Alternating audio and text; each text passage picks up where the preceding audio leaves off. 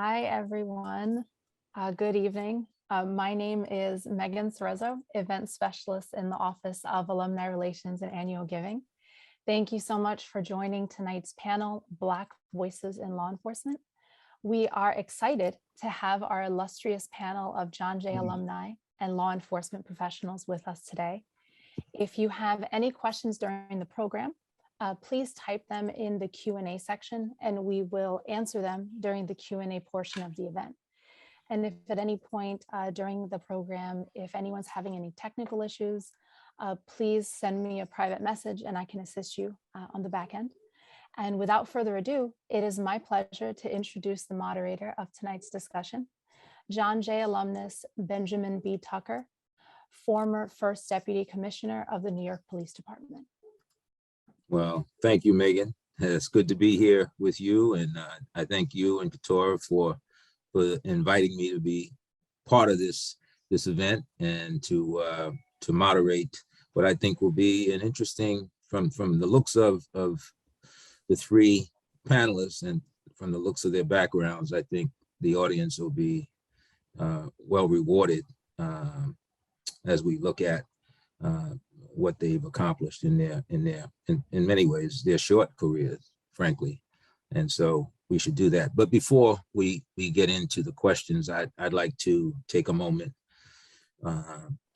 to honor our two detectives, our fallen heroes, who happen to be John Jay alumnus, Detective Wilbert Mora and Detective Jason Rivera, who lost their lives just a few weeks ago in the line of duty. And so I would request that we take a moment of silence in their honor.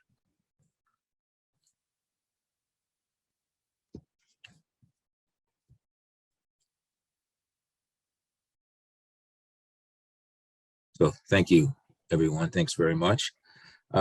So this evening, and so the way we'll move forward is I'm going to ask each of the panelists initially to make some opening introductions and comments on their personal from their personal perspectives, and then I'm going to we'll continue with a series of questions for the panelists and to bring out some of bring out some of the accomplishments, I guess I should say, but also hear their commentary on the relevance of this particular panel, Black Voices in Law Enforcement, and to really get a sense of what it means to walk on or stand on the shoulders of people who have gone before us. And you'll get a sense of why that's important when you hear the backgrounds of our three panelists. And so with that, I'm just going to introduce you to Renee Francis and Soshima Onyenki Lu Ize. Wow. Oh man. And also Alden Isaiah Foster. And so I'll begin with Renee. Renee, if you could just make some brief introductory remarks and we tell us a little bit about yourself. Well, good afternoon, everyone. And I just want to say, first and foremost, thanks for having me on this panel. It's an honor to be here, especially with, Sir Benjamin Tucker. I just want to introduce myself very quickly. My name is Renee Francis. I am a Lieutenant Commander in the Intelligence Bureau of the NYPD. I have been working with the NYPD for over 11 years now, and I absolutely love what I do. I am originally from the West Indies, small island called Dominica, and I started off my education at John Jay College. I did my bachelor's degree in forensic science and then my master's in criminal justice. And now I'm here sitting with you guys, and I'm ecstatic. It's Black History Month, and I'm just so happy to be discussing these topics with you guys today. Terrific. Thank you. Thanks, Renee. Moving on, Soshima, you're up. All right, thank you. First of all, I'm an illustrious company, so that alone is an honor. Just a little bit about myself. I've been an air marshal, senior air marshal, going on maybe 4 years, but in the Air Marshal Service, we're closer to 11. Next month actually makes 11 for me. But I've been working in TSA since I was 19 years old. So my back is starting to really feel it. I started my CUNY career at Queens College for 2 years and then transferred over to John Jay and started forensic science, where I met Renee, and coincidentally, the same person that convinced me, "Oh, are you ready to do this for 8 hours in a lab every day?" And I said, no.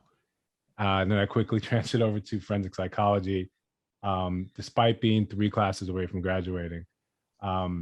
So from there, I joined the Air Marshal shortly after that, then got my master's in criminal justice from UMass Lowell. And I'm just happy to be here to share whatever insights and knowledge I can. Excellent. Thank you, Soshima. Alden, you're up next. Good evening, everyone. It's an honor first to be on this panel, to have Commissioner Tucker moderated, and it's just an honor to be here tonight. So I just want to first say that, but my undergrad work I did in John Jay College. I never kind of left the college, as far as did some graduate work there as well. I love John Jay. While I was at John Jay, I was an unpaid intern at the New York City Police Department, where I am today, still here. I'm a director here in the Police Commissioner's Office today, dealing with community relations type of issues. And I'm also adjunct professor at the college. So I'm looking forward to having this discussion tonight and engaging the John Jay community. Thank you. Terrific. Well, let's continue with this session. I'm going to start with the questions with Renee, and Renee is, as you heard, she's pretty accomplished, and what she's doing now in her current position as lieutenant commander in the Intelligence Bureau is I think she's the first woman to hold that particular post, and I think there's some significance certainly in the fact that she's a Black woman, and so in that context, I wanted to ask Renee sort of where and how impactful she has been with her voice. You know, how have you in doing your job in the NYPD, in what way has your voice as a Black lieutenant commander resonated? Okay, so that's a lot to unpack. But I'll start off first with my journey in policing. So I think, like many immigrants, when they come to America, that's not the first thing on their mind. They have an enormous amount of pressure from family to be a lawyer, doctor, engineer, and so forth. And so when I came to John Jay, my focus was to study science and eventually either work in a lab or do a PhD, you know, like my family before me. And so, like many immigrants, when you come to New York, you get a shock of your life and you're wondering how you're going to afford to live in New York City. And so I had to get a job, and then I was introduced to the NYPD through the Cadet Corps. And so that's really how my journey started with policing, or the introduction of policing. And then really seeing the impact that Black people have had in policing just by being in John Jay, just by seeing, we have a library dedicated to Lloyd Seeley, who was the first African-American commander in the NYPD in 1963. So that in itself is inspiring. So joining the police force as a police officer and starting off, it was difficult initially because, as I said, I wasn't even sure if I belonged, if that was something I would be able to thrive in. And seeing myself in that role and eventually seeing other people that looked like me made me feel more comfortable.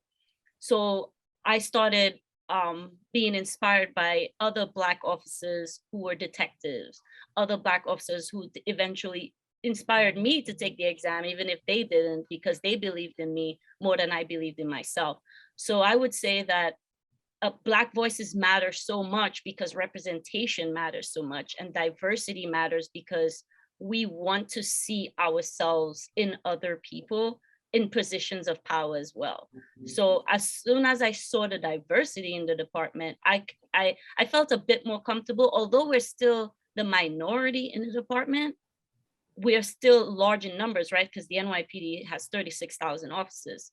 So even if, you know, Black officers make up roughly like 15%, that's still 50% of 36,000. That's still a number that I can see in a precinct or wherever you're posted. So I think it's very important that we acknowledge that diversity is huge. And because of that, I decided, well, you know what?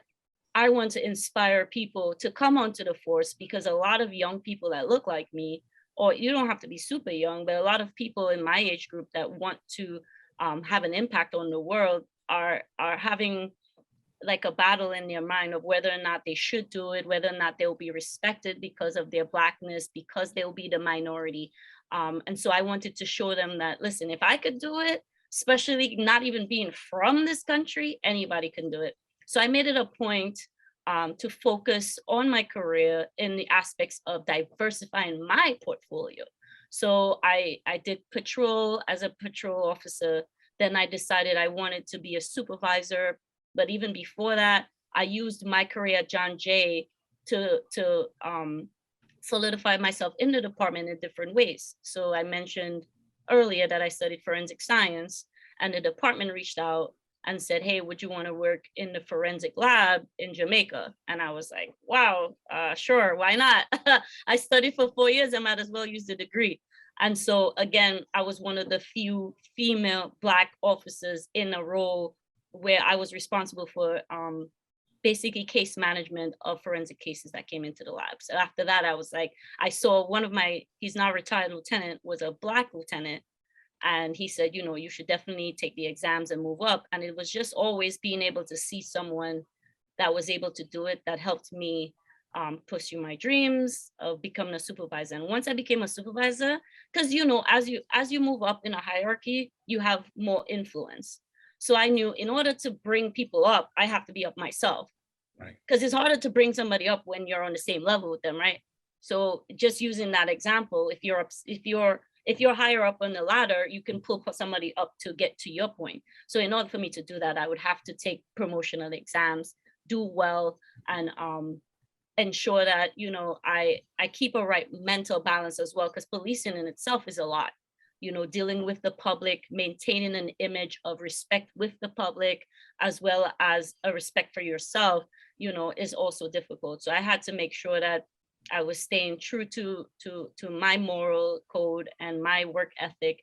And as soon as I became a sergeant, I started, you know, kind of bringing people under my wing, just hoping that people can see like, yo, this is possible. And I also teach at John Jay as an adjunct. So I always tell the students like, hey, you know, this is a great job. This is an opportunity for you to plant yourself in a field where it can take you so, you know, beyond your dreams. Because to be honest, when I first started as a cadet, I never thought I would be a lieutenant, much less a lieutenant commander, much less in the Intelligence Bureau, you know, with 11 years on, going on 12 in July. So I would say that for me, once I became in the higher ranks and now as a lieutenant, I always try, especially for females, gentlemen, no shade, but I also noticed that females are 13% in the ranks of police officers in the United States, 13% are females. So I also wanted to recruit more females and also see them on top. And just a shout out to our police commissioner, she's a Black female and the first. So that is my impact in policing as a Black woman. Just trying to get up as high as possible so that I can inspire people and bring them up myself. Too often we see people get up there and they're only concerned with themselves. So I have to concern myself with other people, just because that's the whole point of my profession anyway, is to help people. So why not help people just like I was helped? That's how I see it. Well, I know that was a lot. No, that was terrific. I mean, it was phenomenal, and I think the audience would agree. Do me a favor, just talk a little bit about the Cadet Corps. How did you come to do that and come into the Corps and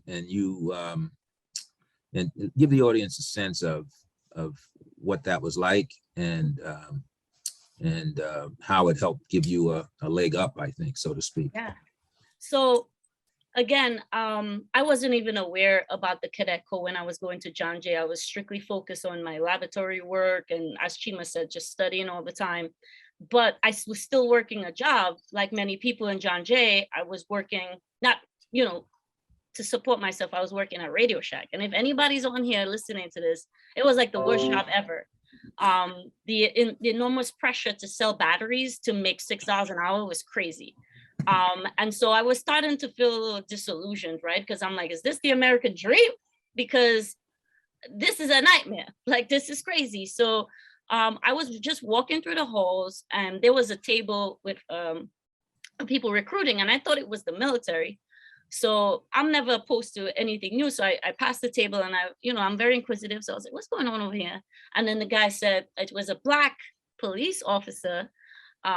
He's off the job now. He's retired. And he said, hey, you should come join the Cadet Corps.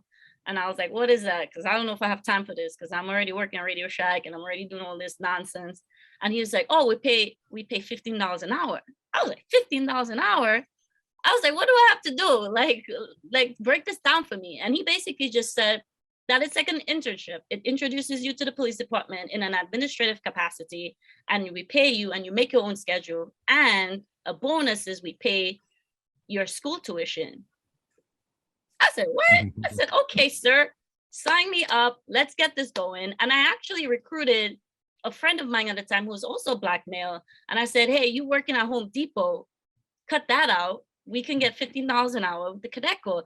And the important part of the Cadet Corps is, yes, the money was great, but it was the impact that the officers had on me, seeing that I was a young female in New York City by myself. And initially, they were kind of perturbed, right? They couldn't believe that I was here at 17, going on my journey in America by myself. And they said, you know what? Every day they would see me at work. They would encourage me to study. They said, whatever you need. They said, cadet, you're gonna be chief one day. And to this day, I still see the officers from the 2 precinct, and they always say, see, Francis, I told you you're gonna be up there. So I think the important part of my Cadet Corps journey was the financial support, yes, but it was the emotional support that I didn't know I needed until I joined. And so I'll forever be grateful to the NYPD Cadet Corps as John Jay, because the two together is magic. Thank you. That I wanted you to get that out there, because that's the Cadet Corps has been a stepping stone for many people in this job, and many of those folks have gone up the ranks through 1-star, 2-star, 3-star chiefs, and some of them, the current chief of department is one of those people. So hopefully that's my trajectory. All right, okay, and you're well on your way. I mean, in 11 years, you're a lieutenant. And a lot of our captains, our new captains, are with 14 years on the job, and you might be able to break that record. So I wish you luck in that regard. Thank you, Soshima. Let's talk a little bit about your role and the job that you have. I mean, you're a Federal Air Marshal, as you mentioned in your opening remarks, and you talked about sort of your academic career, academic accomplishments in getting your forensic psychology bachelor's in forensic psychology, as well as getting your master's at John Jay. And so we appreciate the fact, at Lowell rather, and we appreciate the fact that you came and you're now part of our family. So tell us a little bit about, people here, Federal Air Marshal, and I think it invokes all kinds of, thoughts about, wow, that sounds pretty sexy. It sounds pretty cool. It sounds like nothing people in the mainstream really know much about. And so, tell us a little bit about what attracted you to, you had an interest in law enforcement, obviously, but you didn't take the typical approach that so many have done. And I'll give you a break and just cut you some slack because you didn't choose the NYPD initially. I won't hold that against you, but tell us a little bit about what brought you to the Marshal Service. I think honestly, as just being Black in America, you have to take advantage of opportunities as they present themselves, right? It's not as if we have such an even playing field where we say, yeah, I'm working at Radio Shack for $6,000 an hour, so this looks appetizing. By the time I joined Renee at John Jay, I was showing up in my TSA uniform, completely sleep deprived, but, in the lab with everyone else. So my father, when he was with us, he was teaching at Medgar Evers, and around this time they laid off, they were laying off professors, non-tenured professors. So I'm in the middle of doing my master's with John Jay, and now I have to have this opportunity where I have to replace his earning potential, and it's hit or miss. I need to make more money than I'm making right now. The goal was always to stay with John Jay, to become a counselor, a therapist, perhaps work for the VA. The reason I didn't jump ship, I had 8.5 years with the federal government already, right? And that's starting a whole new pension, a whole new thing. Yeah. So I frantically started applying for, federal jobs. And I was on the checkpoint one day, and one of my coworkers said, "You ever think about being an air marshal?" I'm like, "Never heard of that. You just made that up. Those words don't even make sense." I thought he meant U.S. Marshal, like you see in the movies. But he's like, no. And at the time, I think the farthest I traveled was maybe California one time a dozen years ago.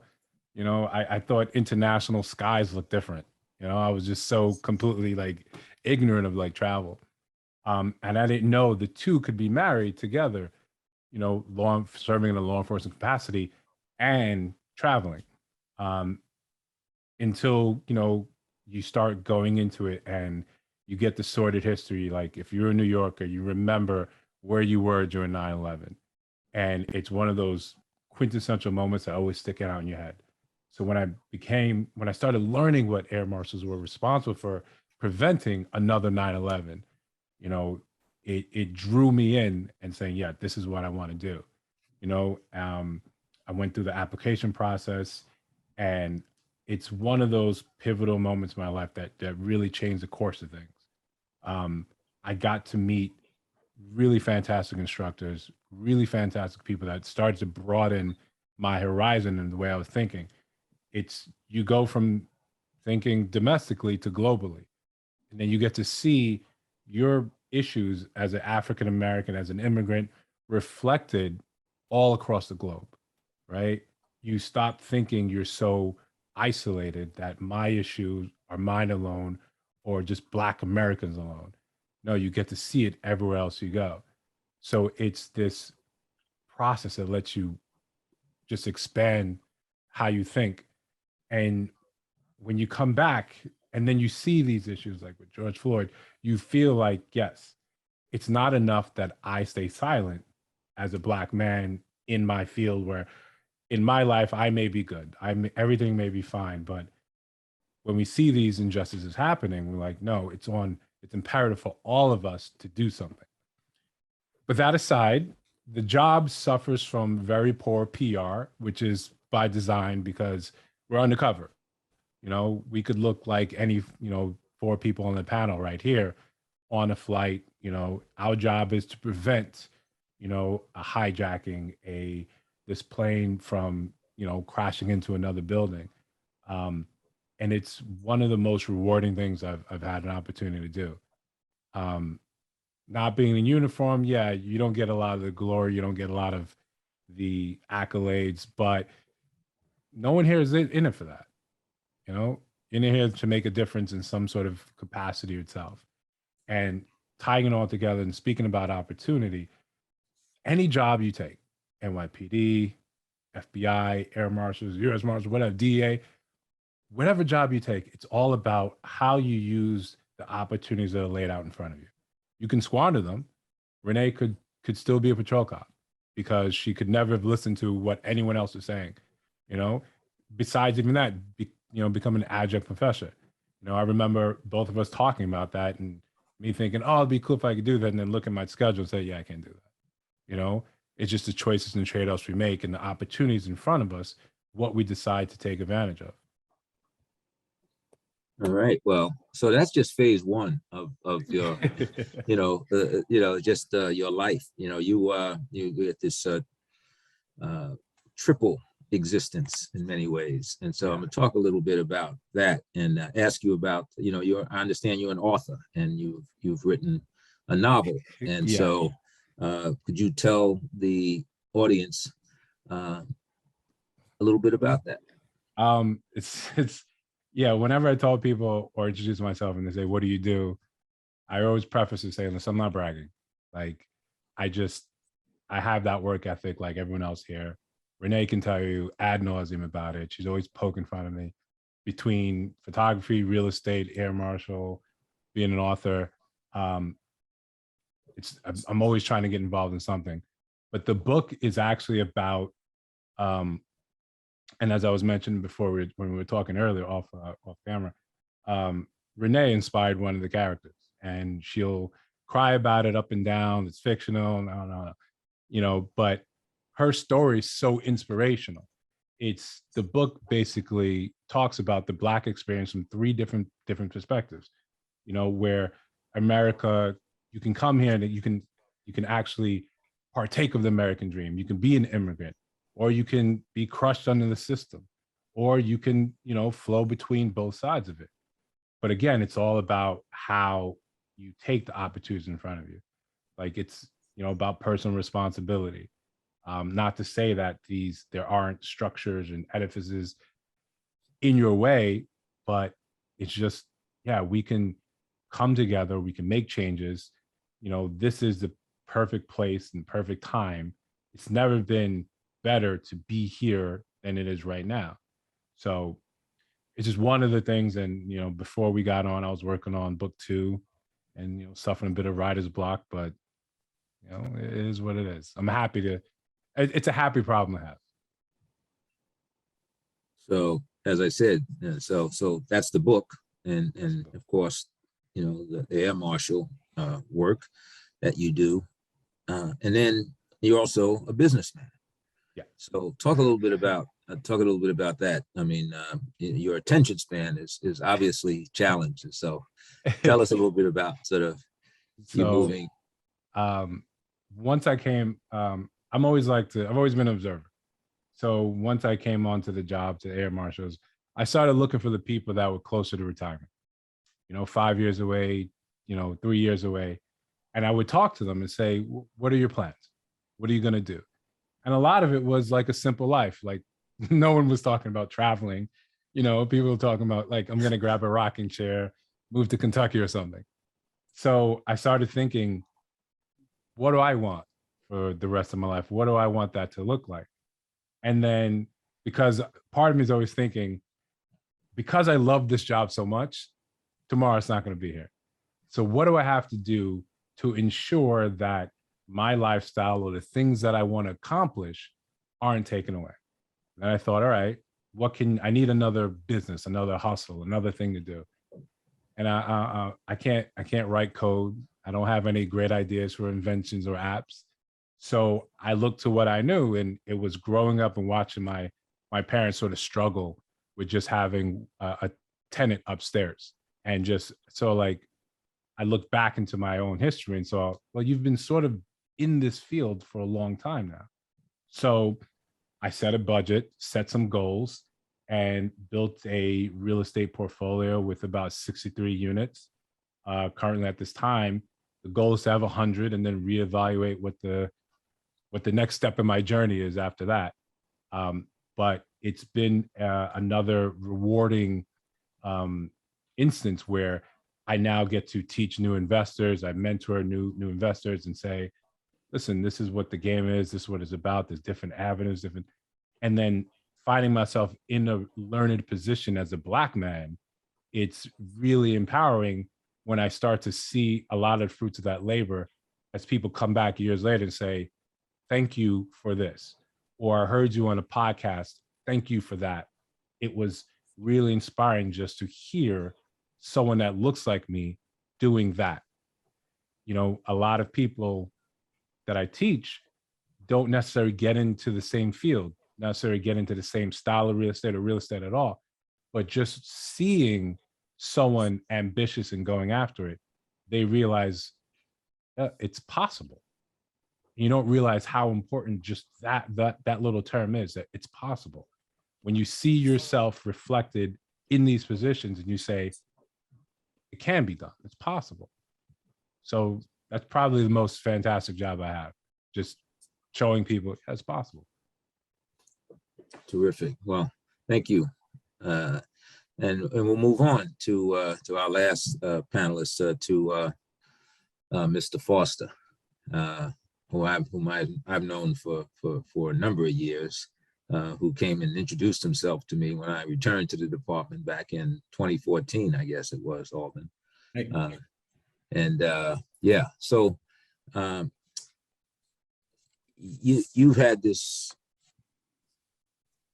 incredible career at a very young age, and so in addition to, and you can talk a little bit, you talked a little bit about it at the beginning, but we can talk a little bit more about it through this few minutes we have left.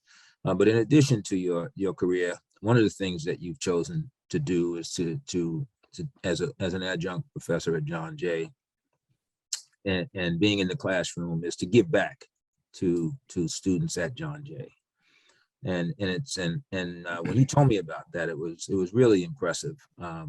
And essentially, you took what you learned from the many people who helped mentor you, and decided to pay it forward, so to speak. And so, could you talk a little bit about what's your motivation with respect to the influence, the desire to influence the next generation of people in public safety, but leaders generally, I think.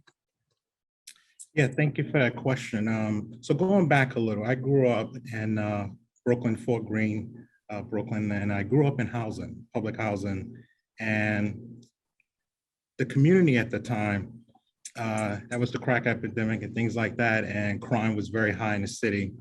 And my family, we struggled, financially, we didn't have much. And the mentors that I met at a very young age, my mother at the time, she was a civilian in the police department. She kept me around the police department, and I got to see a different side of police officers. And even where we lived, the precinct that covered that area was the 88 precinct. The commanding officer there, I knew very well, just from going to the different precinct events and things in the community. And I fell in love with policing very young. Also seeing the crime in the community and just the divide between police and community. But if it wasn't for the mentors that I met in the police department, I don't know if I would be sitting here in front of you today. I could have easily got off track. And I think working in the police department in a civilian executive role, and having access to a lot of the executives and talking to executives on a daily basis, I wanted to do more. I felt like the NYPD story and policing around the country story isn't necessarily being told. And I felt like being in the classroom, when the opportunity came up to be an adjunct professor, I jumped on it because it gave me an opportunity to tell the real policing story and the hard work that myself and the 55,000 men and women in this department, uniform and civilian, that they do on a daily basis. And I think that story wasn't being told. And I think in the classroom, it gives me an opportunity to also mentor people. I think a lot of young people like myself, when I was growing up in public housing, if it wasn't for those mentors explaining what, the different ranks in the police department, well, how do you even navigate the application process for some of these jobs, I think it's important. So I get so much joy with my NYPD career to help people in the community from the NYPD point of view, but then leave here in the evenings and teach at John Jay and be able to get back to young people. So it's well, you know, it's commendable. You know, your accomplishments are to date are impressive. I say to date because I'm sure you're not through yet, but they're impressive as you have gone up through the civilian ranks of the NYPD through the job, and you are well respected for sure. I got to see that quite a bit during my last 8-year tenure, almost 8-year tenure, and most recently with the job. And so you should be really proud of that. And so I'll ask you one final question is what's next for you with respect to law enforcement in the NYPD or perhaps in another venue? What's next? I think it will be public service. I think that that's just in my DNA. I think being able to connect the community together is still my goal. And I'm not sure if we fully accomplished that around the country, and we still got some work to do. And I want to be a part of that change. But I also think the time we are in the city and this country, young people, I think giving them access to resources and connecting them to opportunities, I think is very important in the way to move forward. And I think us as public servants and law enforcement, I think we can be that voice, but also be able to tell that story, because I think there's a lot of old enforcers in high crime communities and low income communities. And I think I want to be there to be able to help some of those young people get out of those situations, let them know that that's not, there's other opportunities out there. And I think sometimes if you're not told that and shown that, I mean, and I think that that's important to be able to show that. Right. So, and just ask you one question, all three of you, to take a minute and just, you know, or two, and just a quick thought with respect to some of the challenges that I referenced earlier in our conversation about what's happened in this country and across the globe in the last 3 years, and how that, whether that has impacted you in ways that have really either energized you about the need for dealing with the challenges that have been raised, and whether or not it's been just the opposite, and really it has motivated you to do what you do, and be more engaged than ever before, perhaps, in dealing with knowing that there are still serious challenges around criminal justice, in particular in the city and in the country, so I'll leave it there. But Renee, you have a sense?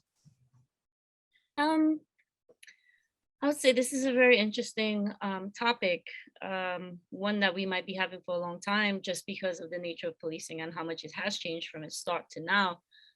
In regards to the challenges we're facing, I mean, nationwide, all of the challenges are pretty similar, just because we've been dealing with a style of policing that we've adopted for a while and have gotten comfortable with, that has been uncomfortable for the larger public.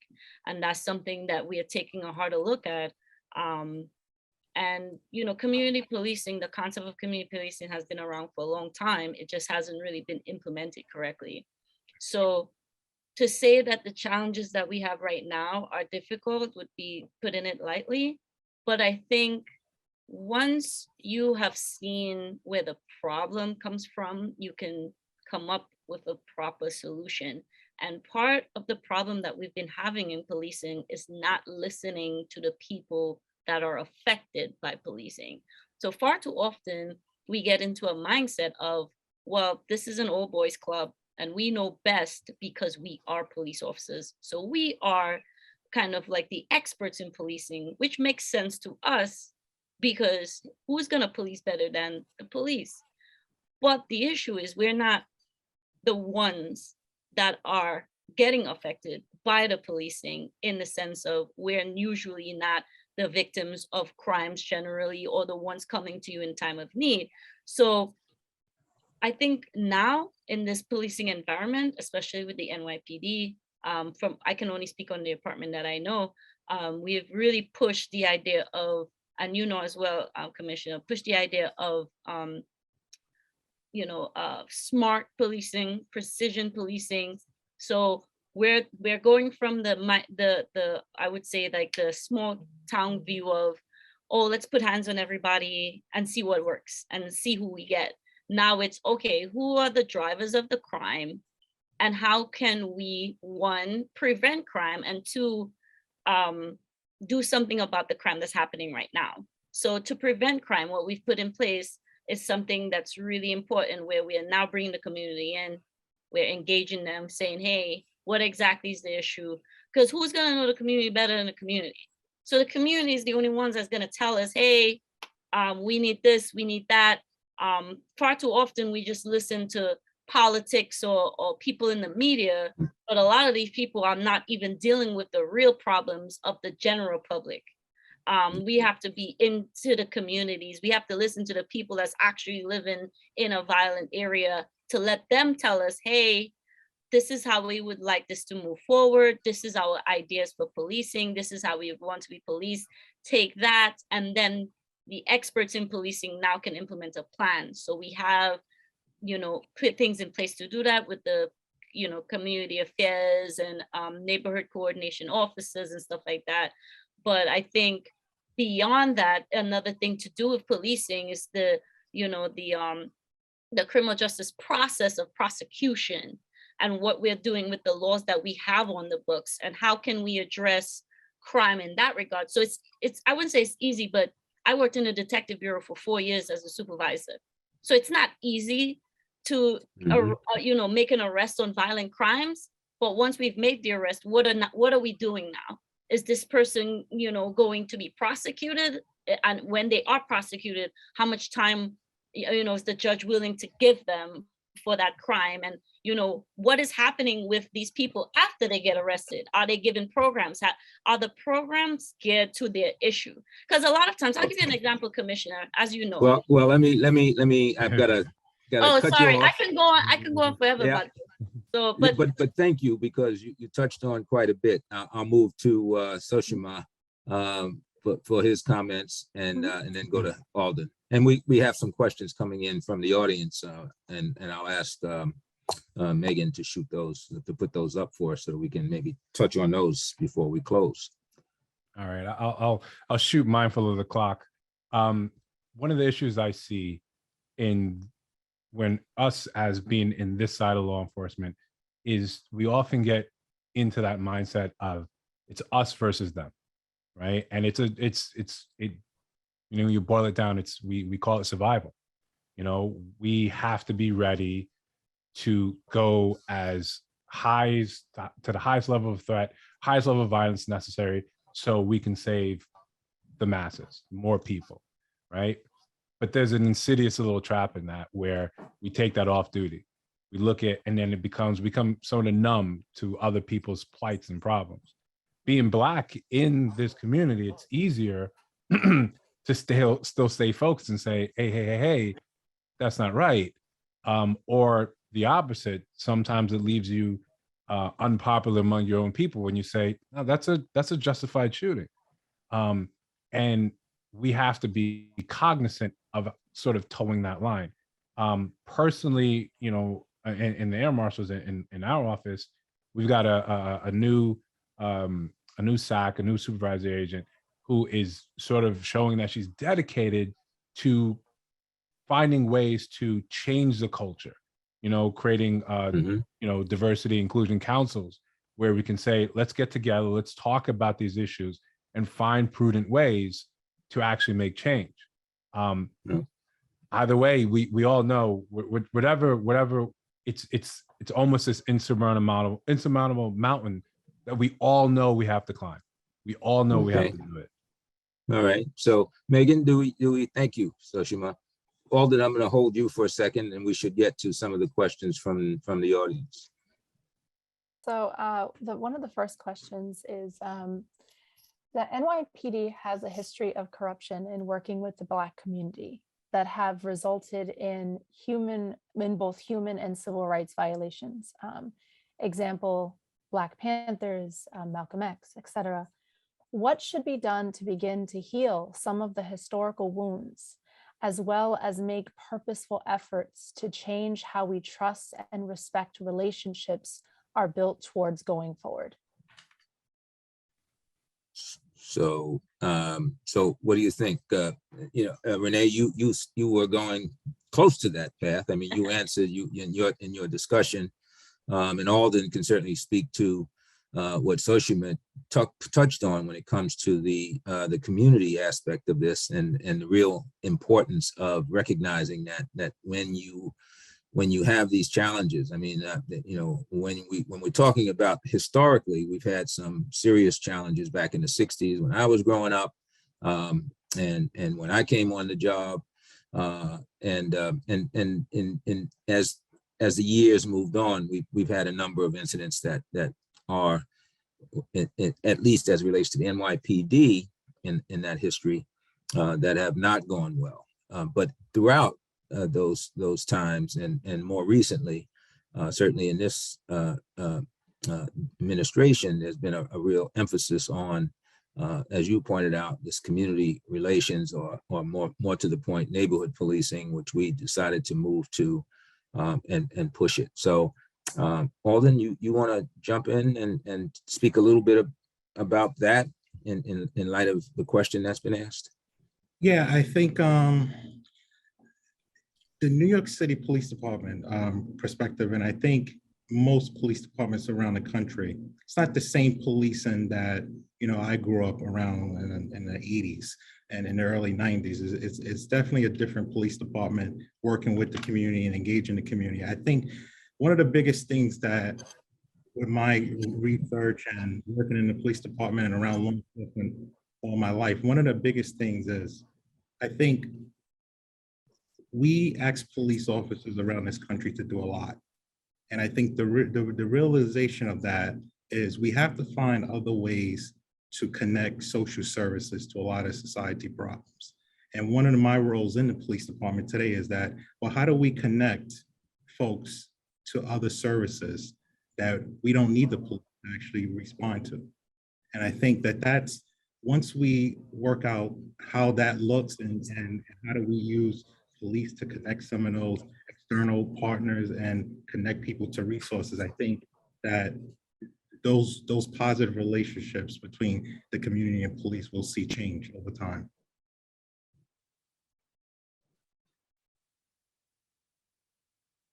Megan, you want to bring up the next one, just in the interest of time? No problem. How do you take care of yourself as a Black person in your field, especially at times when the world seems like it's falling apart? Renee? How do I take care of myself? I have a really great support system with my family. And I recently got married, so I have my husband here who's, thank you, who's a big support. But I think a main part of it is just knowing your struggles and addressing it before it becomes an issue. And mental health is a thing that we haven't been talking a lot about, especially in the Black communities where we kind of shun therapy. I'll just be honest, I've done therapy and it was very eye-opening. So I think that's one of the things that has helped me out a lot, is just keeping myself centered and being okay with not being okay all the time. Because there's this thing about strong Black woman, this dichotomy of being strong, but at the same time being, this feminine figure. So that's how I do it. I just try to talk about my issues as much as possible and listen to music, travel, and relax a bit. Yeah. Soshima, how about you? Your work in particular seems like it may be somewhat isolating, because I don't know that you work alone, but there may, so talk a little bit about how you answer that Yeah, particular question. it's a unique position where you may start with a team, but when you're on that plane, you're with your own thoughts. And when I started, there was no Wi-Fi on planes. You just sat there and you looked at the seat back or the small little green screen playing the same movies on loop. And you absolutely have to re-engage yourself with people. I'm forensic psychology. I'm a big proponent of therapy. I'm a big proponent of going to therapists before the animating incident says you need a therapist. And we have to sort of ditch the stigma. And it's big in law enforcement because we're all supposed to be tough. We're all supposed to get it. You got issues, you go to the gym, you work it out there. You come back, you go to a range. Instead, it's, you have to sometimes tell a buddy, hey, I'm not doing so well. And there's absolutely no shame in that. And then you'll be surprised, more than surprised, how many people reflect that and say, or even feel better for you opening up to them. You lean on the bonds, you get yourself a friend like Renee that's always having a Friendsgiving and then chastising you because you show up and you leave early, All right. So let me ask Alden, we lost 10 officers in 1919 in 2019 and to suicide. And so do you want to talk a little bit about just briefly the health and wellness issues and the changes that were made in our response to that?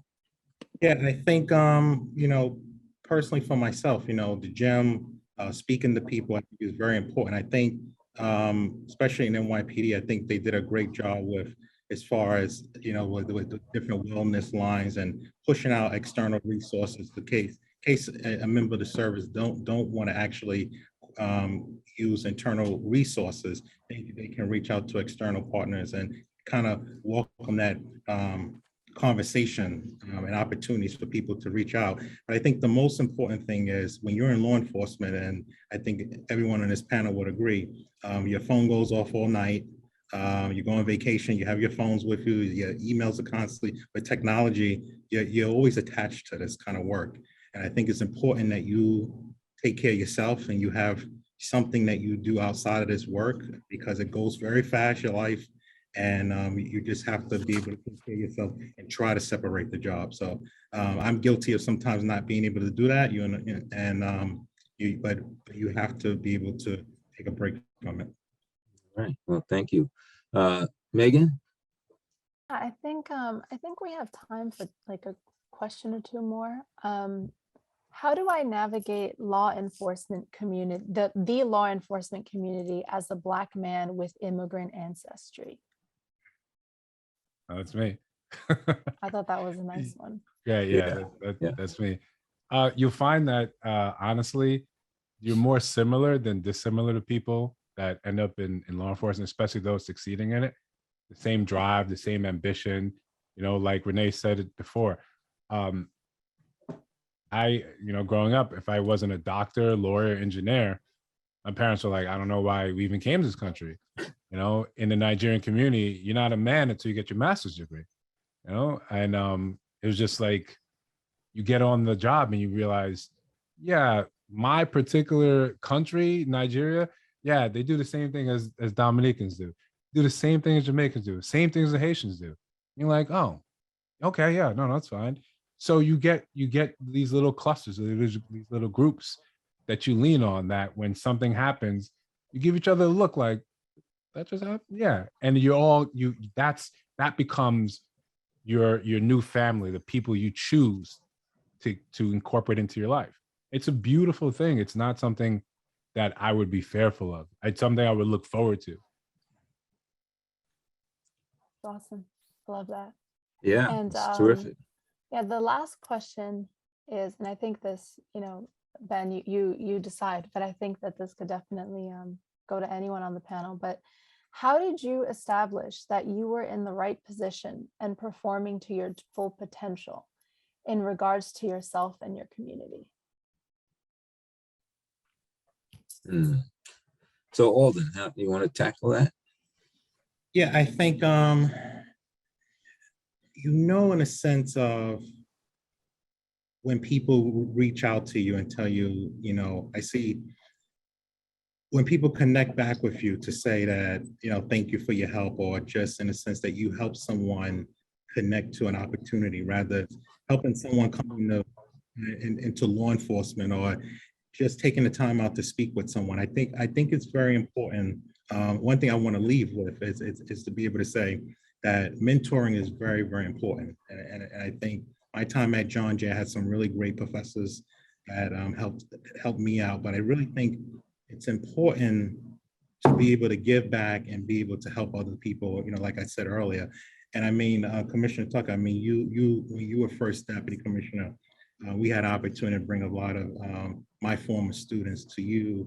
And I think, just meeting people at that executive level, or just people that made it, I think gives students an opportunity, like, what, maybe I can become that, or that person was just like me. And I think that that's important, and being able to show that. And I guess I would say that in that question also, just Soshima and Renee and Alden, as I listened to your remarks, I mean, there was so much similarities in terms of, you mentioned mentoring, you mentioned personal responsibility, motivation, and the inspiration that others take from looking and engaging or being in contact with any one of you. That was a common theme, but proud and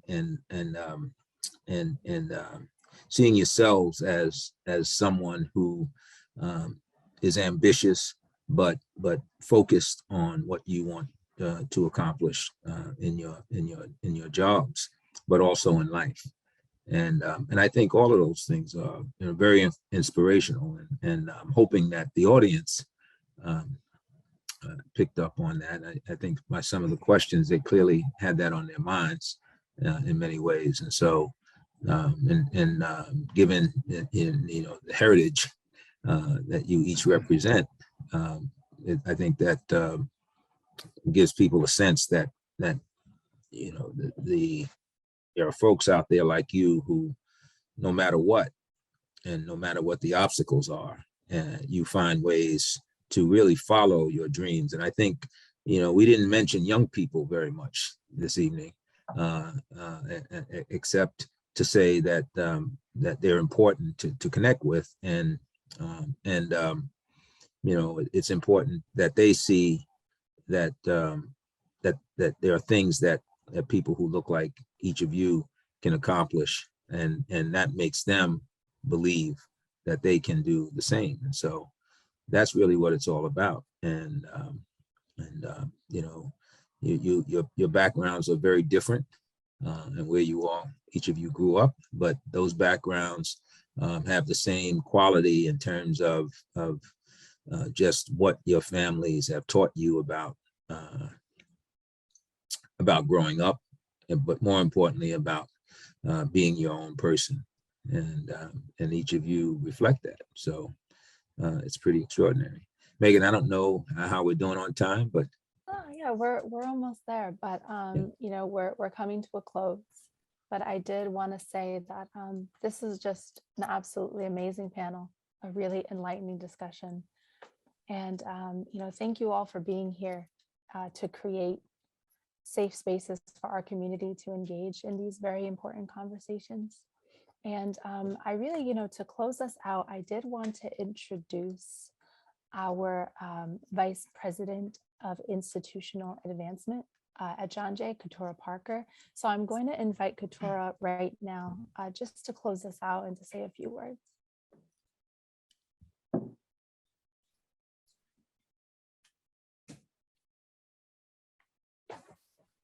Hi, Katura. Let me give you a spotlight. Great. There we go. Perfect.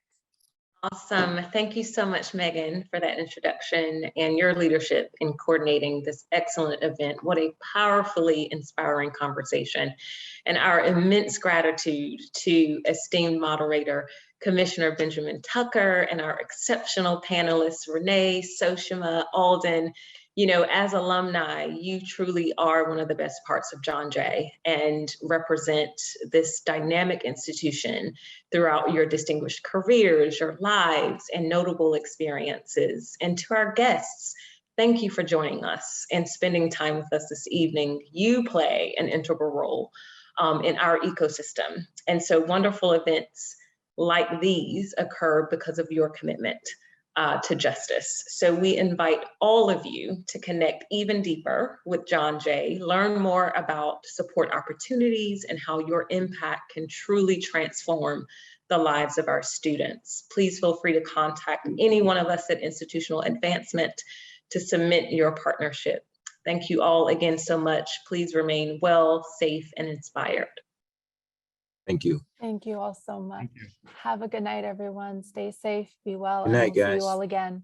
Take care. Thank you.